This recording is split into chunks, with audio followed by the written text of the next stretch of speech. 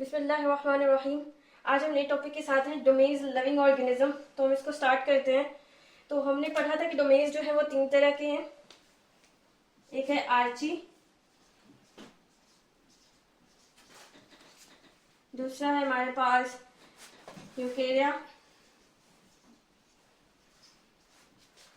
और तीसरा है हमारे पास बैक्टीरिया।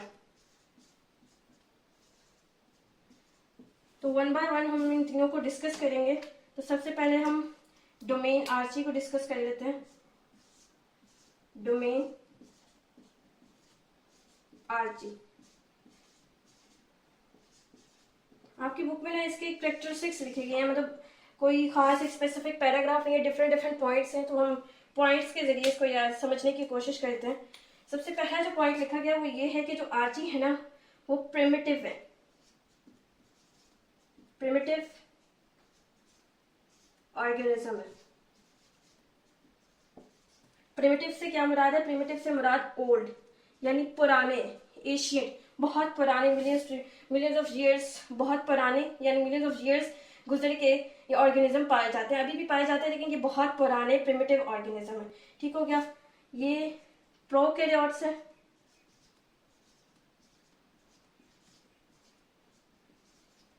प्रोकैरियोट्स है। जो प्रोकैरियोट्स होते हैं ना उनकी जो सेल वॉल होती है ना वो पेप्टिडोग्लाइकेन से बनी होती है। प्रोकैरियोट्स जो होते हैं उनकी जो सेल वॉल है वो पेप्टिडोग्लाइकेन से बनी होती है। बट इन आर्ची में जो सेल वॉल है ना वो हमारे पास पॉलीपेप्टाइड से बनी हुई है। पॉलीपेप्टाइड्स, ठीक हो गया, एंड प्रोटीन। आर्ची जो है वो प्रोकैरियोट है, लेकिन जो मोस्टली प्रोकैरियोट्स होते हैं उनकी जो सेल वॉल होती है वो पेप्टिडोग्लाइकेन से बनी होती है। लेकिन जो आर्ची है उसकी जो सेल वॉल है वो पॉलीपेप्टाइड्स एंड प्रोटीन के साथ बनी हुई है। ठीक हो गया। एक तो ये पॉइंट है। उसके बाद हमारे पास जो पॉइंट है वो ये है कि ये यूकैरियोट्स के जो इसका जो राइबोसोम है, राइबोसोम जो है वो यूकैरियोट से मिलता है। ठीक है। राइबोसोम क्या है? सेल के अंदर एक छोटा सा आप कह सकते हैं एक स्ट्रक्चर है। ठीक है। सेल के अंदर एक छोटा सा स्ट्रक्चर है जिसको हम ऑर्गेनेली कहते हैं। तो ऑर्गेनेली है, ये एक ऑर्गेनेली है जिसको हम राइबोसोम कहते हैं। ठीक है। ये जो राइबोसोम है ये यूकैरियोट से इसका मिलता है। किस तरह मिलता है? राइबोसोम जो है ना ये प्रोटीन बनाने में मतलब काम करता है। प्रोटीन में ये हमारी मदद करता है। जो प्रोटीन बनती है ना, जिस प्रोसेस के जरिए बनती है, वो जो प्रोसेस है ना वो यूकैरियोट से मिलता जुलता है। ठीक हो गया। तो राइबोसोम जो है वो सबसे पहले यूकैरियोट्स के राइबोसोम से मिलता है, फिर देन वो मिलता है प्रोकैरियोट्स से।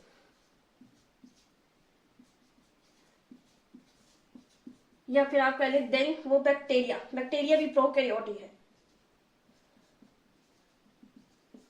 अब वो बैक्टीरिया से किस तरह मिलता है? बैक्टीरिया से वो इस तरह रिजेंबल करता है कि इसका जो साइज है वो बैक्टीरिया के अंदर जो राइबोसोम है उसके साइज के बराबर है। ठीक हो गया। ये सबसे पहले यूकैरियोट्स के साथ रिजेंबल करता है, फिर देन ये बैक्टीरिया के साथ रिजेंबल करता है। अब उसके बाद अगला जो हमारे पास पॉइंट है वो ये है कि इसकी जो इसके पास यूनिक लिपिड्स हैं। यूनिक लिपिड्स पाए जाते हैं इसकी सेल वॉल में। इसकी सेल वॉल में यूनिक लिपिड्स पाए जाते हैं, यानी लिपिड्स भी पाए जाते हैं। क्योंकि ये लिपिड्स पाए जाते हैं तो ये एक्सट्रीम कंडीशंस, एक्सट्रीम वेदर जो होता है ना उसको भी बेयर कर लेता है। ये एक्सट्रीम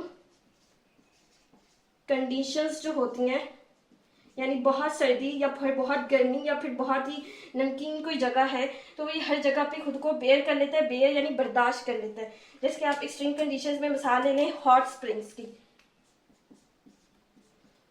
हॉट स्प्रिंग्स, ठीक हो गया, सॉल्ट लेक या फिर एसिडिक और अल्कलाइन वाटर।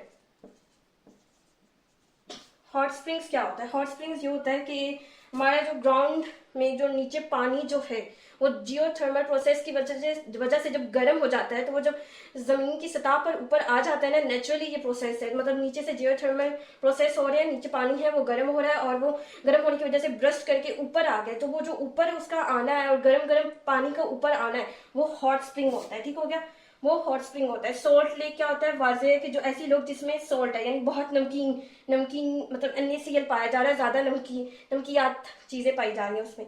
एसिडिक और अल्कलाइन वाटर का जो कॉन्सेप्ट है ना, ये पीएच के ऊपर बेस है। अगर पीएच 7 से पीछे है तो वो एसिडिक होता है। ठीक हो गया, पीएच अगर 7 से पीछे है तो वो बेस एसिडिक होता है, और पीएच से अगर 7 से अबव है तो वो बेस होता है। तो ये एसिडिक कंडीशंस या एसिडिक वाटर जहाँ पे पाया जाता है ना, वहां पे भी खुद को बेयर कर लेता है, बर्दाश्त कर लेता है। क्यों? क्योंकि इसकी सेल वॉल में लिपिड्स पाए जा रहे होते हैं। और ये जो कॉमन से क्या कहते हैं वेदर्स होते हैं, उसमें भी खुद को बर्दाश्त कर लेता है। कॉमन इन्वायरमेंट्स, कॉमन इन्वायरमेंट्स जो होते हैं उसमें भी खुद को ये सरवाइव कर लेता है, जैसे कि सॉइल इन वाटर, जैसे कि सॉइल एंड वाटर। ठीक है, ये अपनी खुराक या जो खुराक होती है या जो अपनी नीड होती है, या फिर आपके लिए जो एक एनर्जी जो लेता है, ये जो एनर्जी लेता है यानी ऑब्टेन एनर्जी जो लेता है, ये इनऑर्गेनिक कंपाउंड से लेता है। इनऑर्गेनिक कंपाउंड, इनऑर्गेनिक कंपाउंड से सल्फर एंड अमोनिया, ये जो अपनी एनर्जी है ये इनऑर्गेनिक कंपाउंड से लेता है। कौन से compound? Sulphur and ammonia. Inorganic compounds क्या होते हैं, हम थोड़ा ना इसको भी डिस्कस कर लेते हैं। इनऑर्गेनिक कंपाउंड्स आप यहां कर लेते हैं इसको। इनऑर्गेनिक कंपाउंड्स होते हैं और एक ऑर्गेनिक कंपाउंड्स होते हैं। ठीक है, इन ऑर्गेनिक कंपाउंड्स होते हैं जिसमें कार्बन एंड हाइड्रोजन दोनों पाए जाए। ठीक है, और ऐसा कंपाउंड जिसमें कार्बन एंड हाइड्रोजन दोनों नहीं पाए जा रहे उसको इनऑर्गेनिक कहेंगे। ठीक हो गया, ऑर्गेनिक की मिसाल ना आप ग्लूकोज की ले लें, C6H12O6, इसमें कार्बन एंड हाइड्रोजन दोनों का पाया जाना जरूरी है। ठीक है, अगर सिर्फ कार्बन पाया जा रहा है तो फिर भी वो ऑर्गेनिक नहीं कहलाएगा, अगर सिर्फ हाइड्रोजन पाया जा रहा है फिर भी ऑर्गेनिक नहीं कहलाएगा, दोनों का पाया जाना जरूरी है। कार्बन हाइड्रोजन दोनों का पाया जाना जरूरी है, तो वो ऑर्गेनिक कहलाएगा। अगर इनमें से एक पाया जा रहा है या एक दोनों नहीं पाए जा रहे तो वो दो, फिर वो इनऑर्गेनिक होगा। ठीक है, तो ये जो इनऑर्गेनिक कंपाउंड है, सल्फर जो है वो S होता है, यू करके इसका सिंबल S है, तो ये सल्फर है। और अमोनिया जो होता है वो NH3 होता है। अब इसके अंदर H तो है लेकिन C नहीं है, तो इसलिए हम इसको इनऑर्गेनिक कंपाउंड कहेंगे। तो ये सल्फर और अमोनिया के जरिए अपनी एनर्जी बनाता है और वहां से खुद को, मतलब इसके जरिए खुद को सर्वाइव करता है। और भी बहुत सारे पॉइंट्स है, अभी डिस्कस करते हैं। हमारे कुछ पॉइंट्स रह गए हैं, वो भी डिस्कस कर लेते हैं। जो आर्ची है वो फोटोसिंथेसिस भी शो करते हैं या फोटोसिंथेसिस का प्रोसेस करते हैं अपनी नीड के लिए। ठीक हो गया, लेकिन जो इसका जो बाय प्रोडक्ट होता है ना, वो ऑक्सीजन नहीं होता। बाय प्रोडक्ट जो है वो ऑक्सीजन नहीं होता, ये याद रखना। ठीक हो गया, मतलब अगर हम देखें ना प्रोसेस फोटोसिंथेसिस का, कार्बन डाइऑक्साइड प्लस H2O जब कंबाइन करते हैं लाइट एनर्जी की प्रेजेंस में, तो C6H12O6 प्लस O2, तो जब फोटोसिंथेसिस होती है तो O2 बनता है, यानी ऑक्सीजन बनती है। ऑक्सीजन जो है वो बाय प्रोडक्ट है। बाय प्रोडक्ट वो होती है जो मतलब हम ड्यूरिंग प्रोसेस नहीं बनाना चाहते लेकिन वो खुद बन रही है।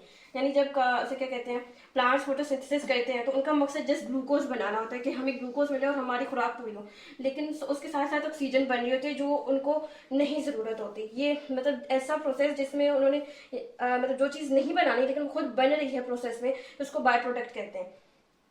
तो जो आर्ची है वो फोटोसिंथेसिस शो करते हैं, लेकिन उनका जो बाय प्रोडक्ट है ना ऑक्सीजन, वो नहीं है, वो कुछ और होता है। ठीक हो गया, ये आपने याद रखना है फोटोसिंथेसिस। उसके बाद हमने पढ़ा था कि डोमेन जो है ना, डोमेन के नीचे जो रैंक आता है वो किंगडम है। ठीक है, डोमेन के नीचे आता है किंगडम, फिर फाइलम, फिर class, family, order, genus, species. तो डोमेन के नीचे जो किंगडम आर्ची है, जो किंगडम का जो आर्ची का जो किंगडम है, ठीक है, जो आर्ची का किंगडम है वो हम देखते हैं। आर्ची का जो किंगडम है वो हमारे पास आर्ची बैक्टीरिया, ठीक है। आर्ची का जो किंगडम है वो हमारे पास आर्ची बैक्टीरिया है। आर्ची बैक्टीरिया किसको कहते हैं? आर्ची बैक्टीरिया कहते हैं एशियंट बैक्टीरिया को। एशियंट से मुराद पुराना। हमने पहला पॉइंट यही पढ़ा कि ये ओल्ड प्रिमिटिव है, ठीक है, मतलब बहुत पुराने ऑर्गेनिज्म है। आर्ची बैक्टीरिया से क्या मुराद है? एशियंट बैक्टीरिया, बहुत पुराने बैक्टीरिया। ये हमारे पास इसके किंगडम आ गया। अब हमारे पास इसकी कुछ एग्जांपल्स हैं, वो देखते हैं।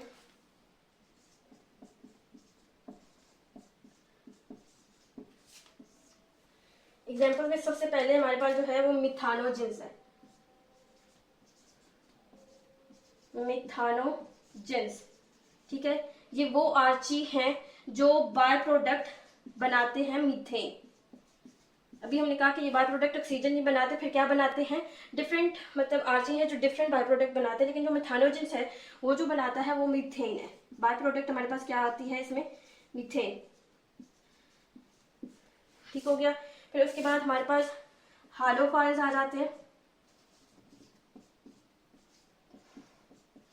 हालोफाइल्स वो होते हैं जो सोल्टी एनवायरनमेंट में सर्वाइव कर लेते हैं।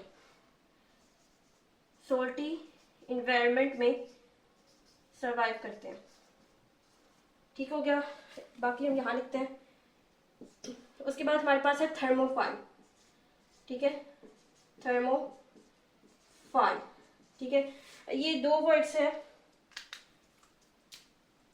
थर्मो यानी हीट, जहां भी थर्मो कहेंगे हम थर्म कहेंगे, जहां थर्म आएगा ना वर्ड वहां पे हमेशा जिक्र हीट का हो रहा होता है। थर्म यानी हीट और फाइल मीन लव ऑफ, यानी वो आर्ची जिनको हीट में रहना पसंद है उनको थर्मोफाइल कहते हैं, ठीक हो गया। यानी आप एग्जांपल ले लें, हमने कहा था हॉट स्प्रिंग, हॉट स्प्रिंग, ठीक है। हॉट स्प्रिंग एक नेचुरल हॉट वाटर होता है जो ग्राउंड सरफेस के ऊपर बनता है। किसकी वजह से बनता है? कि नीचे जो वाटर होता है वो जियोथर्मल प्रोसेस की वजह से हीट अप होकर ऊपर जो आ जाता है, उसमें फिर ये आर्ची एग्जिस्ट कर रहे होते हैं। क्यों एग्जिस्ट कर रहे होते हैं? हमने बताया, मैंने आपको बताया कि जो उसकी जो सेल वॉल है उसके अंदर लिपिड्स पाए जाते हैं। तो वो जो लिपिड्स है उनको इतनी मतलब ताकत देते हैं कि वो इस एक्सट्रीम यानी कंडीशंस में सर्वाइव कर सके। जैसे कि सोल्टी इन्वायरमेंट में ही मतलब एक्सट्रीम लेवल है जहाँ बहुत ज्यादा नमकियात पाई जाती है, लेकिन फिर भी ये खुद को सर्वाइव कर लेते हैं। हॉट स्प्रिंग में खुद को सर्वाइव कर लेते हैं। उसके बाद हमारे पास एक और है, इसके बाद हमारे पास है एक एसिडोफाइल। एसिडोफाइल, ये भी दो वर्ड से है, मतलब ना इसको याद रखने के लिए आप याद कर लें कि थर्म हीट यानी हीट से क्या है? Hot spring. एसिडोफाइल, यहाँ देखें एसिड, ठीक है, एसिड और फाइल अभी आपको बताया लवो। तो वो लोग मतलब वो ऑर्गेनिज्म, ठीक है, या वो आर्ची जो एसिड में इजीली खुद को सर्वाइव कर लेते हैं या एसिड में खुद को रहना पसंद करते हैं, ठीक है। यानी आप यूं कह लें एसिडिक और अल्कलाइन एनवायरनमेंट में रहना पसंद करते हैं या रह लेते हैं, बात एक ही है, ठीक है। तो ये हमारे पास पॉइंट्स थे डोमेन आर्ची के। फिर हम अब पढ़ते हैं डोमेन बैक्टीरिया के जो पॉइंट्स हैं या फिर जो उसके कैरेक्टर। बिस्मिल्लाहिर्रहमानिर्रहीम। तो अब हम डोमेन बैक्टीरिया के जो कैरेक्टरिस्टिक्स हैं, पॉइंट्स हैं, उनको देख लेते हैं। तो पहला जो पॉइंट है वो ये है कि इस डोमेन में बैक्टीरिया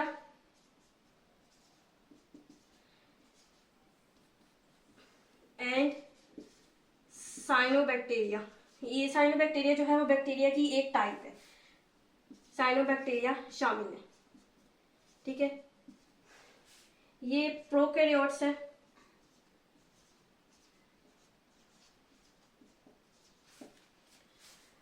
और प्रोकैरियोट्स में आपको बता चुकी हूँ कि ये जो होते हैं इनकी जो मतलब इनके अंदर जेनेटिक मटेरियल पाया जाता है, लेकिन जो जेनेटिक मटेरियल होता है वो साइटोप्लाज्म में सब मर्ज होता है, यानी साइटोप्लाज्म में ही मतलब आप कहने के फ्लो कर रहा होता है। इसके अंदर इसके जो मतलब जो जेनेटिक मटेरियल है वो न्यूक्लियर एनवेलप के अंदर क्लोज नहीं होता, क्योंकि क्लोज नहीं होता इस वजह से ये साइटोप्लाज्म में फ्लोट कर रहा होता है। तो वो प्रोकैरियोट्स आप कहने के ट्रू मतलब फोर्स न्यूक्लियस कहते हैं, इनके पास मतलब सही तरह न्यूक्लियस नहीं होता, फोर्स न्यूक्लियस इनको कहते हैं, ठीक हो गया। ये प्रोकैरियोट्स है। और इनकी जो सेल वॉल है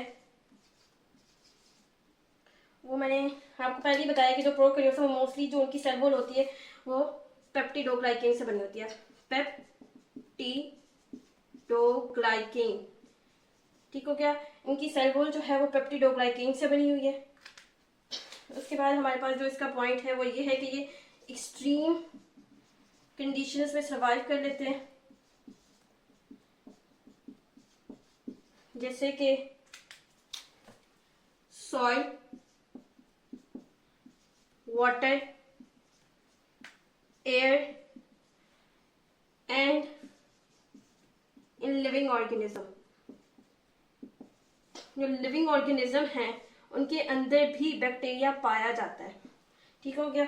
उसके अगला पॉइंट जो हमारे पास है वो ये है कि ये यूनिसेलुलर है। यूनिसेलुलर भी मैं आपको बता चुकी हूँ। यूनिसेलुलर क्या होता है कि ऐसा सेल जिसके अंदर सिर्फ एक मतलब एक सेल से बना हो, ऐसा ऑर्गेनिज्म जो सिर्फ एक सेल से बना हो। आपको एग्जांपल मैंने दी है अम्यूबा की, ठीक है।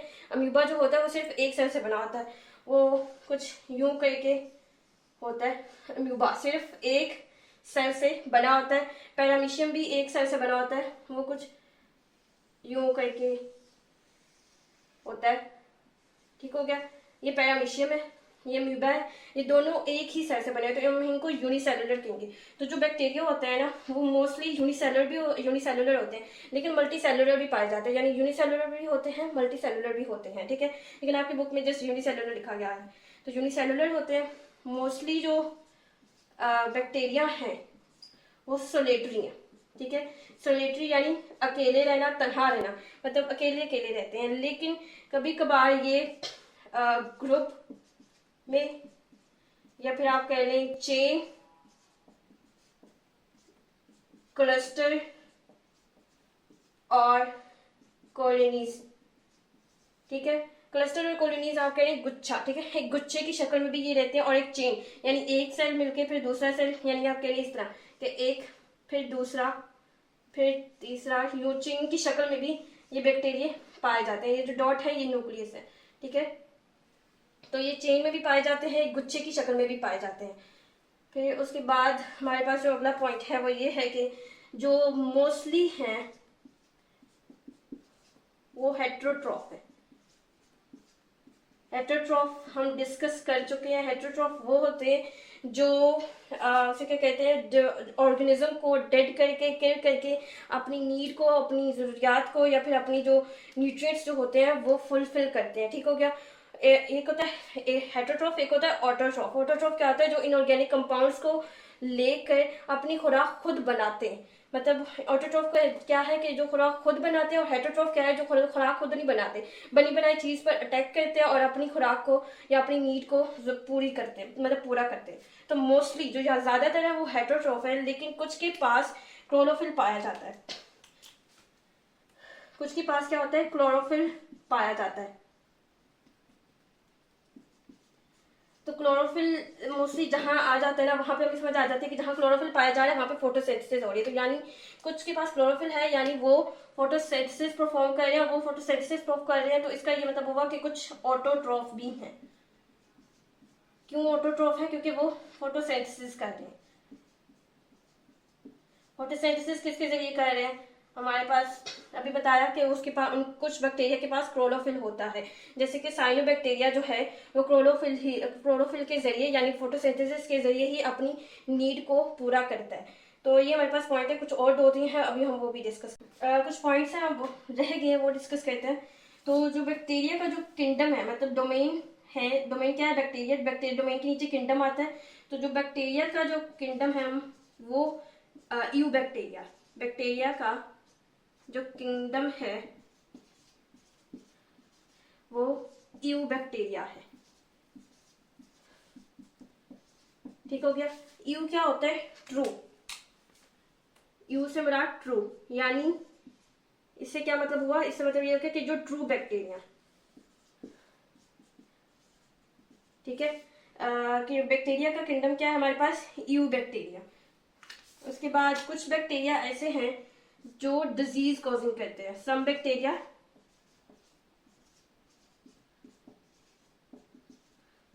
आर डिजीज डिजीज यानी बीमारी, डिजीज कॉजिंग, वजह बनते हैं डिजीज की। आप इसकी मिसाल ले लें, टीबी। टीबी क्या है? ट्यूबरक्लोसिस। ये लंग से रिलेटेड एक डिजीज है, ट्यूबरक्लोसिस। इसकी फुल फॉर्म है ट्यूबरक्लोसिस। ये किसकी वजह से होता है? ये हमारा होता है माइकोबैक्टीरियम सिलोसिस, ट्यूबरक्लोसिस। कुछ बैक्टीरिया है वो डिजीज कॉजिंग है, जैसे कि एक डिजीज हमारे पास टीबी है, टीबी यानी ट्यूबरक्लोसिस, ऐसी बीमारी जो लंग से रिलेटेड है। ठीक है, किसकी वजह से होती है? एक बैक्टीरिया की वजह से होती है। क्या बैक्टीरिया का नाम है? Mycobacterium tuberculosis. ठीक हो गया। तो कुछ डिजीज कॉजिंग भी है, लेकिन कुछ बैक्टीरिया हमारे लिए बेनिफिशियल भी होते हैं। वो कैसे होते हैं? वो हमारी डिकम्पोजिंग में मदद करते हैं। कुछ बैक्टीरिया जो है, सम बैक्टीरिया आर बेनिफिशियल यानी हमारे लिए मुफीद बन है। किस सेंस में? डिकम्पोजिंग के सेंस में, डिकम्पोज करने में मदद करते हैं। जब प्लांट्स, एनिमल्स, ह्यूमंस डेड कर जाते हैं, तो जब वो जमीन में बरिड होते हैं, तो डिकम्पोज यानी उनको तोड़ फोड़ना, मतलब वो एक बड़े से लिविंग ऑर्गेनिज्म है, उनको छोटे छोटे टुकड़ों में जो किया जा रहा है वो बैक्टीरिया ही तो कर रहा है। बैक्टीरिया भी करता है, साथ साथ फंजाई भी होता है, मतलब डिफरेंट होते हैं, लेकिन उसके साथ बैक्टीरिया भी रोल अदा कर रहा होता है डिकम्पोजिंग में। तो जब डिकम्पोज होता है तो न्यूट्रिएंट साइकिल्स चलते हैं। ठीक है, हमने पढ़ा था इंपॉर्टेंस ऑफ बायोडाइवर्सिटी में, carbon cycle and nitrogen cycle. Nitrogen cycle में यही तो पढ़ा था कि जब प्लांट जो होते हैं या फिर जो एनिमल्स जो होते हैं, या जब उसे क्या कहते हैं, ह्यूमंस जो होते हैं, जब डेड कर जाते हैं, जब उनकी डिकम्पोजिंग होती है, तो वो नाइट्रोजन जो उन्होंने खुद यूटिलाइज की होती है अपने लिए, वो दोबारा एक एटमोसफेयर में आ जाती है उनकी डिकम्पोजिशन के बाद। तो ये एक आप कह लें कि न्यूट्रिएंट साइकिल को भी चलाने में एक इंपॉर्टेंट रोल अदा करता है। तो ये हमारे पास पॉइंट्स थे डोमेन बैक्टीरिया के। अब हम डोमेन यूकेरिया के पढ़ते हैं। अब हमारे पास लास्ट जो डोमेन है वो डोमेन यूकेरिया है। इसके पॉइंट्स हम डिस्कस कर लेते हैं। तो सबसे पहले जो डोमेन यूकेरिया है, इसके अंदर unicellular and multi cellular eukaryotes पाए जाते हैं। ठीक हो गया। इसका जो स्ट्रक्चर है वो कॉम्प्लेक्स है। क्यों कॉम्प्लेक्स है? क्योंकि इसके अंदर फर्स्ट ऑफ ऑल तो न्यूक्लियस पाया जाता है,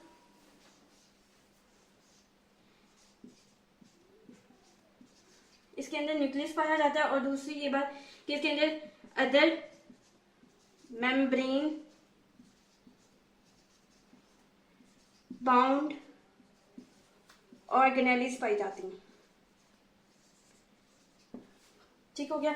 न्यूक्लियस जो है वो बैक्टीरिया में नहीं पाया जाता था, ठीक है, क्योंकि वो प्रोकैरियोट है, और जो न्यूक्लियस आर्ची है उसमें भी पाया जाता है, लेकिन कम पाया जाता है। मतलब ये कॉम्प्लेक्स इस वजह से, क्योंकि ये जो जो दो चीजें हैं ना, इन दोनों में नहीं पाई जाती हैं। अगर पाई भी जाती हैं तो इस तरह मतलब वैरायटी या फिर मॉडर्न या उसके अंदर मतलब जो खास चीजें हैं वो नहीं पाई जाती। इसके अंदर न्यूक्लियस की भी स्टडी करनी पड़ती है, फिर मेम्ब्रेन बाउंड ऑर्गेनेलिस की भी स्टडी करनी पड़ती है।